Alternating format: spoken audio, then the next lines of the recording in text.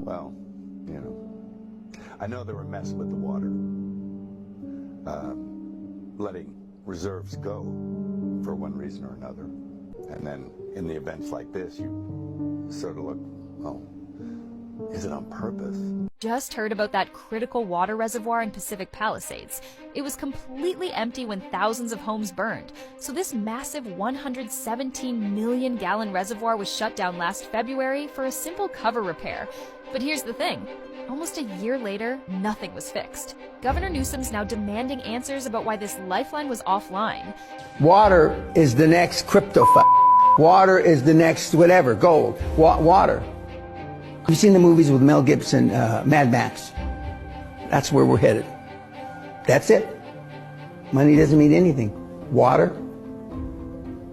And I've got some really smart guys that I've known for 35, 40 years that have been buying up water rights around the world for 30 plus years. And now, and they're not for sale. He's not buying it for the land. He's buying it for the water rights. Why are people so stupid? Linda and Stuart Resnick own 60% of California's water. This California, where multiple fires are currently at 0% containment. The billionaires who own most of California's water, the Resnicks. Since y'all are going around suing people who are talking about you for legal purposes, this is all alleged. Back in the late 80s, California was creating and building their water bank system. Resnicks were also building their farming business. In 1994, people who worked in government and people in the private sector held a very secret meeting. They wrote California's water laws, and it went from the people being able to access the water to it going into private sector. Resnicks ended up walking out owning about 60% of all of California's water. They have a 57% stake in a public-private partnership that operates a water bank, stores about 500 billion gallons of water. What did the Resnicks decide to do with this water? Hold it hostage, quite literally sell it back to the people as drinking water and use it for their wonderful company. Most of the counties that the Resnicks own their water, it's home to marginalized communities, made up of migrant farm workers or immigrants that don't have access to necessary water. They reported that based on their tax returns, they allegedly send anywhere around $200,000 to $500,000 to the IDF every single year. Guess who allegedly lobbies for more sanctions and tension with Iran because they hate their pistachios and they don't want any kind of competition. Their name is the Resnicks, and they own the Palm Wonderful Company, which owns Fiji water,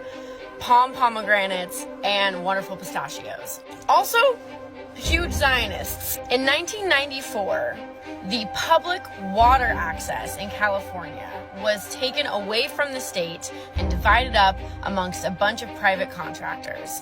One of those private contractors was the Resnicks, and they purchased 60% of the state's fresh water resources. They own the majority of all the fresh water in the state of California. While 40 million California residents face historic droughts, they make their profits by selling the water to other states and outspending smaller farmers on water rights, which drives up the prices.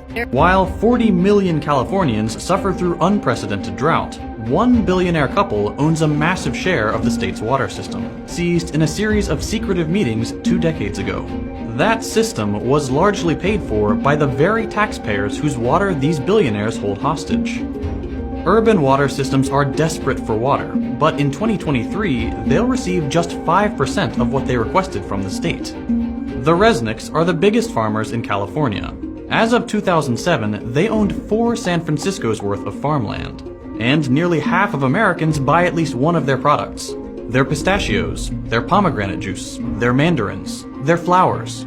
It's all under one massive umbrella, the Wonderful Company, a privately owned company worth at least $5 billion. The majority owners, the Resnicks, are worth at least $8 billion. How were they able to take over such a large percentage of what should be a shared public resource? As the Resnicks were building their empire, the state of California was building new water infrastructure with taxpayer money. California's natural water supply is very inconsistent. Vastly differing amounts of rainfall means the state can go from surplus to drought and back very easily. So they build water banks to store water during surpluses to have during droughts. One important storage facility is the Curran Water Bank, started in 1988. The facility was built with hundreds of millions of taxpayer dollars, which could have been a good thing. The people of California would have owned the water. But there were two Californians thirstier than the rest, and they wanted more water. Linda and Stuart Resnick, and they had a lot of political power. We'll get to that. In 1994, state water officials, water infrastructure contractors, and agricultural landowners with water rights arranged a secretive meeting at a resort in Monterey Bay, California. These groups, a mix of private companies and public agencies, rewrote California's water rules without any input from voters, taxpayers, or legislators. The new rules, called the Monterey Plus Agreement or the Monterey Amendments, were devastating for working Californians, and great for agriculture billionaires.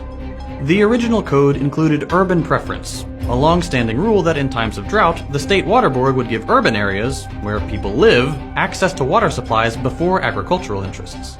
Monterey axed that. That means that in times of drought, the water systems for normal Californians would have to buy water from private companies, because they weren't getting it from the state. The new agreement also loosened regulations on paper water. That's water that doesn't necessarily exist anywhere but on paper. The full quantities of water that providers could have, but don't actually need to have. Today, 5 times as much water has been promised and sold as actually exists. And importantly, the meeting changed ownership of the Kern Water Bank. What once belonged to the state was transferred to a few private water contractors, one of which was Westside Mutual, a wholly owned subsidiary of Wonderful Foods. The wonderful employee who runs Westside, Bill Phillimore, is the chairman of the public organization that manages the Kern Water Bank. Boom. One secret meeting and the Resnicks owned nearly 60% of an important California water resource, built with hundreds of millions of dollars in taxpayer money. The new ownership, combined with the rules on paper and surplus water, meant that during times of drought, the Resnicks could sell Kern water back to the state water systems. They took Californian taxpayers' water and sold it back to them. And that's just one water bank. The Resnicks also have control of other water boards and have been sued for directing more water towards their properties. So how do they get away with this Chinatown-level chicanery? Resnicks donate millions of dollars to politicians and research institutions, which help them secure control over water systems, and even get more water and more taxpayer funding. One important project is the proposed California Delta Tunnel, a taxpayer-funded project which would send water from Northern California to Central, where the Resnicks farms are. They've spent hundreds of thousands of dollars on state and federal legislation and politicians who support the tunnel project. They allegedly lobby for increased tensions with Iran to keep embargoes on superior Iranian pistachios. Their giant crops lead to monocultures which kill important pollinators. They siphon taxpayer dollars into the company town charter schools they own, set up to train children to work for their farms. And of course, like any company of this size, they exploit their workers. We need to treat water for what it is, a necessary public resource, a human right, and something that shouldn't be owned by anyone, and work towards legislative change that stops people like the Resnicks from stealing it. Water used to be considered a public right. That was until 1994 when there was a secret meeting. These two were in attendance, and it was divided up by private interest groups. Before the 1994 secret meeting, water used to go to the citizens first. But that all changed, and now it goes to agriculture needs. And with the Resnicks being the largest farmers in California, guess who gets the most water? What makes it even worse is that they sell water back to the county, but it's considered paper water. So most of the time, the amount of water that they buy is not even the amount of water that's actually on hand. This has been a problem for the state for years, but there's been little to do anything to change it. We should boycott the Wonderful Company, not only for the destruction that they're causing in California, the destruction they cause abroad by supporting the occupation of Gaza. Y'all wanted to play the fuck around game so goddamn badly. Well, you are fixing to find out very bigly.